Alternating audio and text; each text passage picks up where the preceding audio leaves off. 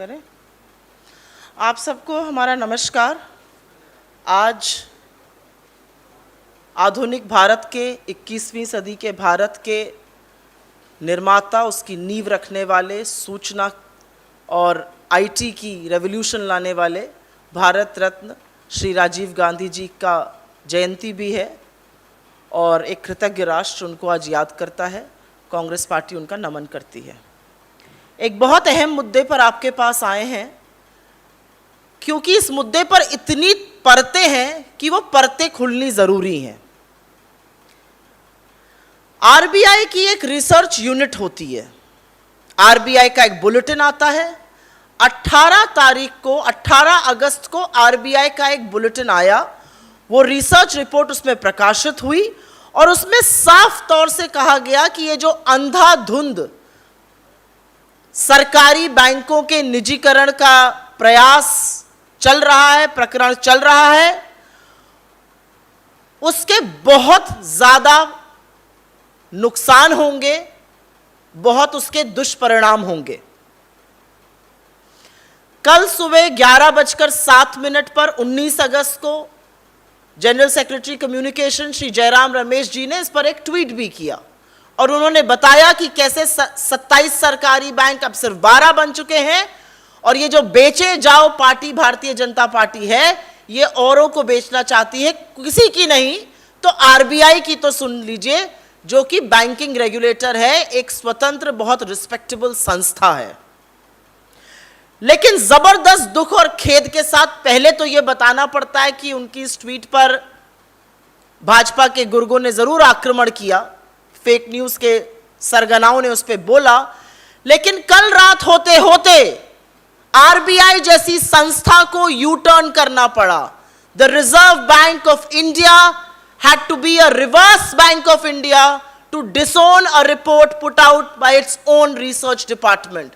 उन्होंने इससे किनारा काटते हुए, कन्नी काटते हुए कहा हमारा इससे कोई लेना देना नहीं है और फिर उन्होंने एक अपॉलोजेटिक सी प्रेस रिलीज कल रात को निकाली। यह सरकार के दबाव के कारण हो रहा है और यह पहली बार नहीं है कि आरबीआई को सरकार के दबाव को झेलना पड़ रहा है और उस दबाव के दुष्परिणाम नोटबंदी, याद रखिएगा, सबसे बड़ा है। आरबीआई कभी नहीं चाहता था नोटबंदी हो, सरकार ने नोटबंदी इस देश पर थोपी। आरबीआई के लाख रेजिस्टेंस के बावजूद और परिणाम सबके सामने है। आज भी हम नोटबंदी के कुप्रभाव से उभर नहीं पाए हैं और फिर से एक बार दबाव डाला गया आरबीआई जैसी संस्था पर, जिसको यू टर्न लेना पड़ा अपनी ही रिसर्च रिपोर्ट पर। यह रिसर्च रिपोर्ट आपकी जानकारी के लिए बता दूं, उनका कहना है a big bank approach of privatisation of public sector banks may do more harm then good. यह सरकार को तो चेतावनी थी ही। एक एनसीएआर की एक रिपोर्ट आई थी जिसको सरकार बहुत मानती है, सरकार के चुने हुए इकोनॉमिस्ट उसमें, जिन्होंने कहा था एसबीआई को छोड़ के, भारतीय स्टेट बैंक को छोड़ के सब बेच डालिए, इस बेचे जाओ पार्टी को और बता रहे हैं क्या क्या बेच दीजिए। अब दिक्कत की बात क्या है? दिक्कत की बात यह है कि ये जो पूरी प्रेस वार्ता थी हम करना चाहते थे रिसर्च रिपोर्ट पर, लेकिन अब खेद प्रकट करते हुए हमें यह पूछना पड़ेगा कि आरबीआई पर दबाव क्यों बनाना पड़ा, रिजर्व बैंक ऑफ इंडिया को रिवर्स बैंक ऑफ इंडिया क्यों बनना पड़ा, यह पूछना पड़ेगा। यह विडंबना कहूं, दुख कहूं, दुर्भाग्य कहूं कि जो आरबीआई कहता था कि बैंक नेशनलाइजेशन 1947 के बाद आजाद भारत में एक सबसे अहम डिसीजन है, आज वही आरबीआई अपनी ही रिसर्च रिपोर्ट को से किनारा कर रहा है। तो रिसर्चर आरबीआई के हैं लेकिन रिपोर्ट आरबीआई की नहीं है। ये नई दिल्ली से संचालित जब चीजें होती हैं तो उसका परिणाम है। खैर, इस रिपोर्ट ने जो बातें कही हैं वो सार्वजनिक रूप से बतानी जरूरी है। जैसा कि मैंने पहले ही कहा कि 27 सरकारी बैंक घटकर 12 हो चुके हैं और उसका परिणाम देश भुगतेगा। सरकारी बैंकों का क्या काम है? यह रिपोर्ट बिल्कुल साफ तौर से कहती है कि इफेक्टिवनेस, एफिकेसी, एफिशिएंसी के तौर पर अगर आपको सरकारी बैंकों को आंकना है तो आपको यह देखना पड़ेगा कि सरकारी बैंक सिर्फ लाभ कमाने के लिए नहीं है, वो एजेंट्स ऑफ चेंज हैं, एजेंट्स ऑफ ग्रोथ हैं, एजेंट्स ऑफ डेवलपमेंट हैं। पंक्ति में खड़े अंतिम व्यक्ति तक बैंकिंग पहुंचाने का काम सरकारी बैंकों ने किया है। प्रायोरिटी सेक्टर लेंडिंग, जहां से प्राइवेट बैंक किनारा करते हैं, दूर भागते हैं, वो सरकारी बैंकों ने किया है।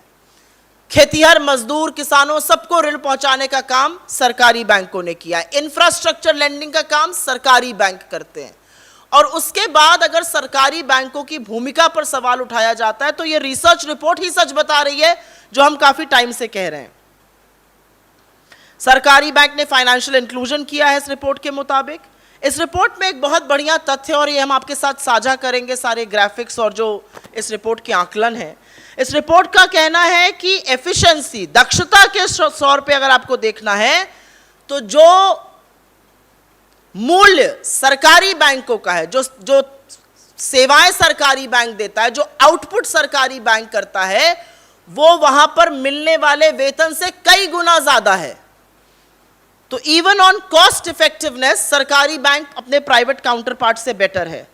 इंफ्रास्ट्रक्चर लेंडिंग का काम सरकारी बैंक करते हैं।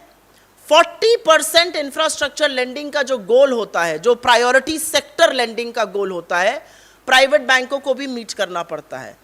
इस मिथक को तोड़ने का काम यह रिपोर्ट करती है। यह रिपोर्ट कहती है कि प्राइवेट सेक्टर बैंक एक्चुअली अपना वो मानक अचीव नहीं कर पाते हैं, वो पीएसएल सर्टिफिकेट से अचीव करते हैं। और अगर आपकी परमिशन हो तो 30 सेकंड में मैं पीएसएल आम दर्शक के लिए, आम रीडर के लिए, आम जनता के लिए बताना जरूरी है। एक पब्लिक सेक्टर बैंक है, उसके पास बहुत सारे प्रायोरिटी सेक्टर लोन है, और एक प्राइवेट सेक्टर बैंक है जिसके पास प्रायोरिटी सेक्टर लोन कम है। तो public sector bank priority sector lending के सर्टिफिकेट इशू करता है एक फीस लेकर प्राइवेट सेक्टर बैंक को।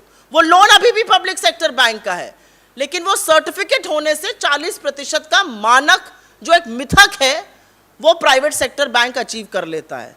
तो चाहे किसान हो, चाहे आम जनता हो, चाहे गरीब हो, लोअर मिडिल क्लास हो, इंफ्रास्ट्रक्चर हो, प्रायोरिटी सेक्टर लेंडिंग हो, सबको लेंडिंग करने का काम सरकारी बैंक कर रहे हैं, जिनको सरकार बंद कर देना चाहती है।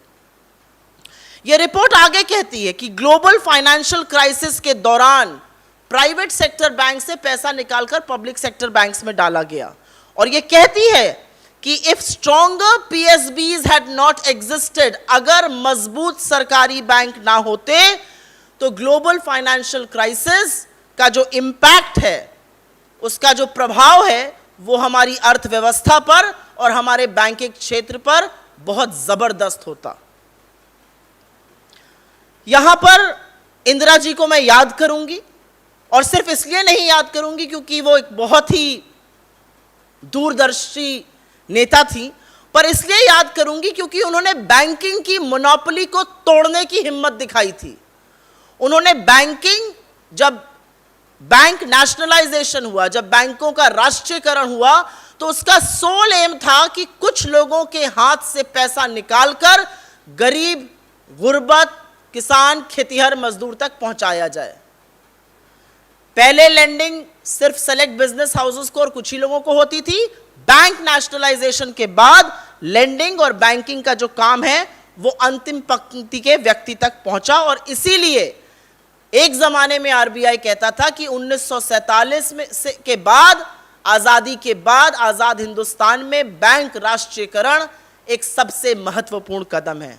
आज उसी आरबीआई को सरकार के दबाव में अपने रिसर्चर की रिपोर्ट को से किनारा करना पड़ रहा है।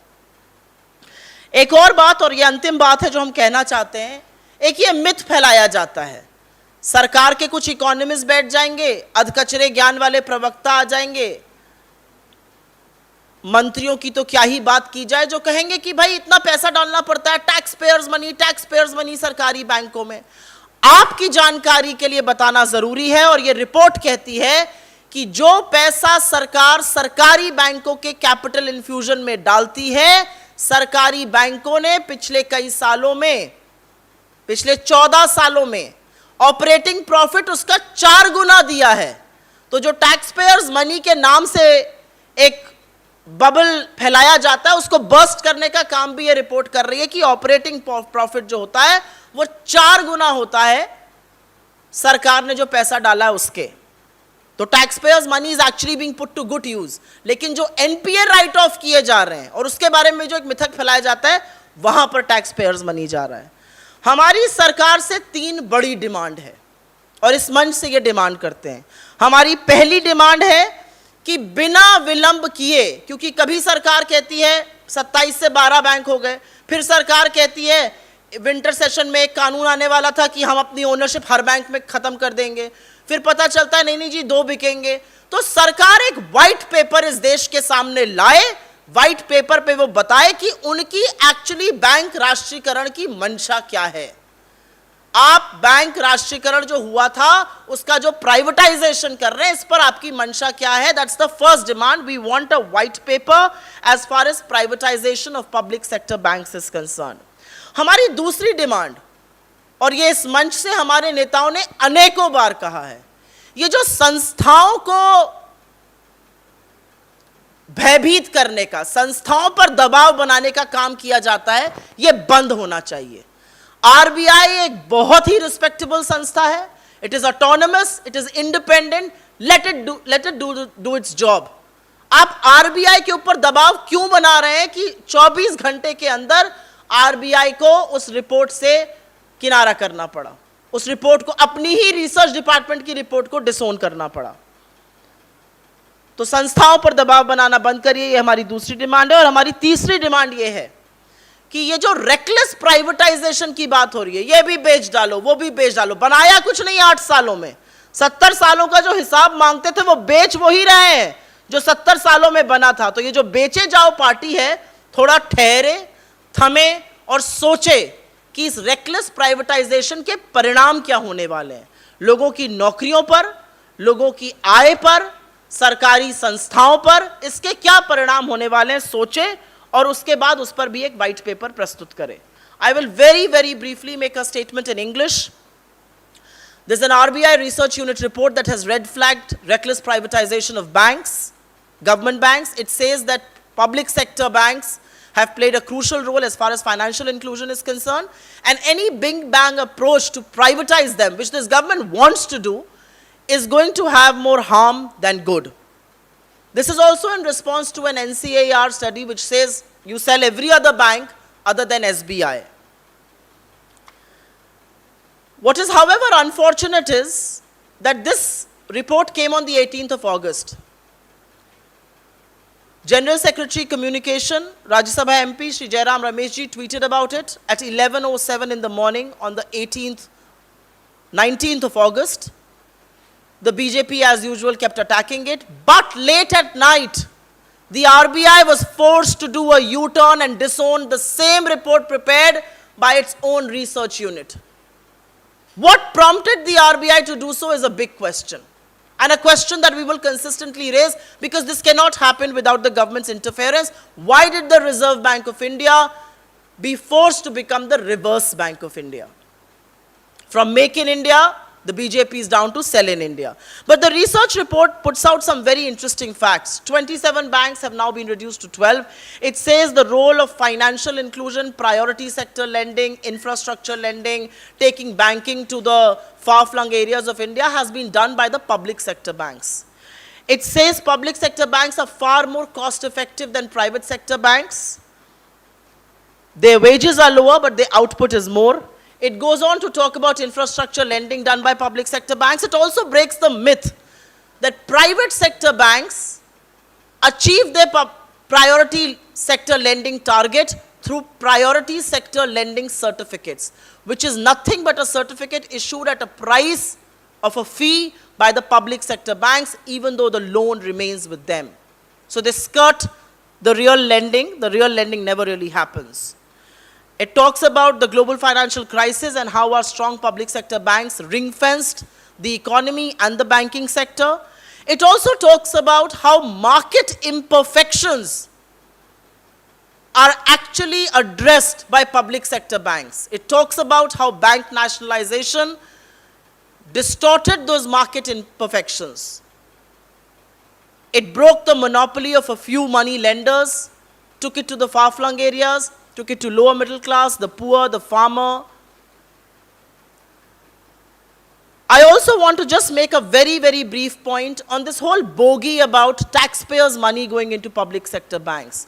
The report clearly states public sector banks in recent times have given 4 times the operating profit of the money infused in them. So taxpayers' money is actually getting good return when it's invested in public sector banks. It's the NPAs which are being caused by this government and the write-offs which have resulted in a bigger mess.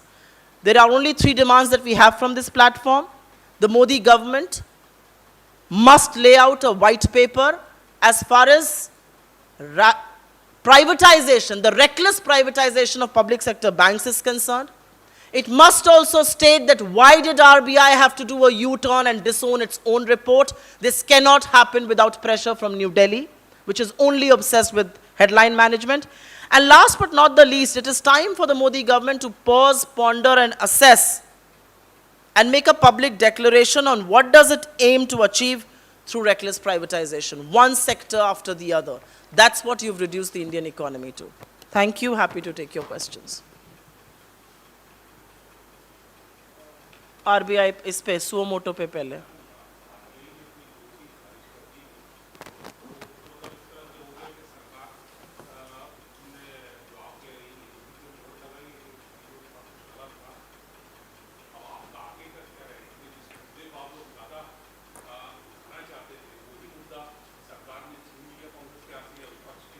मुझे नहीं लगता सरकार ने ये मुद्दा छीना है।